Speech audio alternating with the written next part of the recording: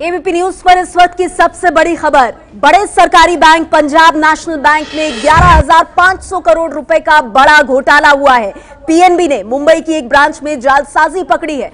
मुंबई की पेडर रोड स्थित इस ब्रांच में यह गलत ट्रांजैक्शन पकड़ा गया है और अब अरबपति ज्वेलर नीरव मोदी के खिलाफ इसमें जांच हो रही है। आज पंजाब नेशनल बैंक का शेयर 10% गिर गया जैसे ही खबर सामने आई। नीरव मोदी की पत्नी और भाई के खिलाफ भी इस मामले में केस दर्ज हुआ है। 280 करोड़ रुपए का यह फर्जीवाड़ा जिसके संदर्भ में रिपोर्ट दर्ज की गई है सीबीआई द्वारा। आज पंजाब नेशनल बैंक का शेयर 10% गिर गया। 3,844 करोड़ रुपए हम आपको बता दें निवेशकों के एक दिन में डूब गए और 280 करोड़ रुपए का फर्जीवाड़ा जो कि सामने आया है। ये इस वक्त की सबसे बड़ी खबर है।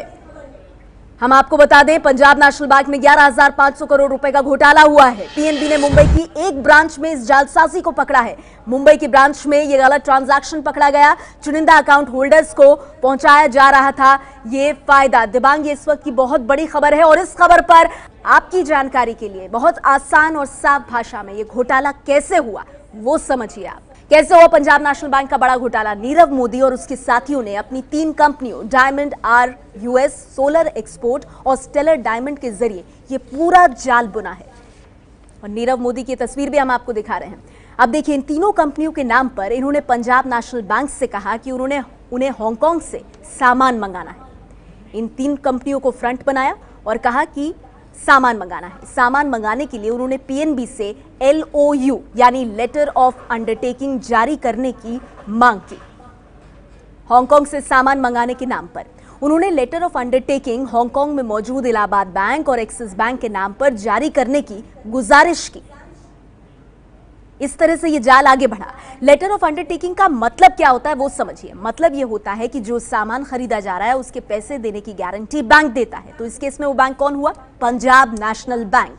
पीएनबी ने हांगकांग में मौजूद इलाहाबाद बैंक को 5 और एक्सिस बैंक को 3 लेटर ऑफ अंडरटेकिंग जारी किए और यहीं से यह घोटाला आगे बढ़ा। हांगकांग से करीब 280 करोड़ रुपए का सामान इंपोर्ट किया गया। 18 जनवरी को इन तीनों कंपनियों के लोग इंपोर्ट दस्तावेजों के साथ पीएनबी के मुंबई ब्रांच में पहुंचे और पैसों का भुगतान करने को कहा। अब देखिए, उस दौरान पीएनबी में घोटाला पकड़ा जाता है। बैंक अधिकारी ने कहा कि जितना भी पैसा विदेश में भेजना है उतना नकद आपको जमा करना पड़ेगा।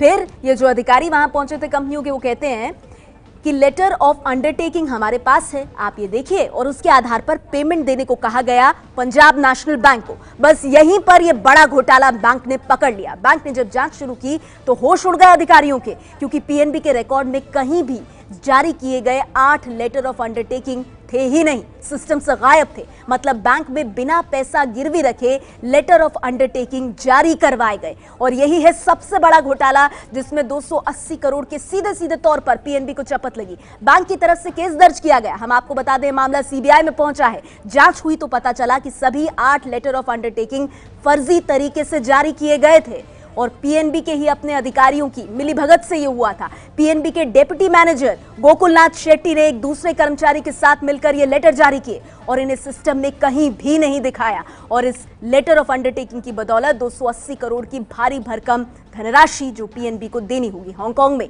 जिससे सामान इंपोर्ट किए गए हैं, उनकी bank guarantee letter of undertaking के आधार पर हांगकांग में मौजूद इलाहाबाद बैंक और एक्सिस बैंक ने ली थी और यही वजह है घोटाला बढ़कर 11,000 करोड़ तक जा रहा है। यानी अब इन 280 करोड़ रुपयों की देनदारी पीएनबी की हो गई है। जो केस इस वक्त सीबीआई देख रही है वो 280 करोड़ की देनदारी का है जो अब पीएनबी को देना होगा। ये है एबीपी न्यूज, आपको रखे आगे।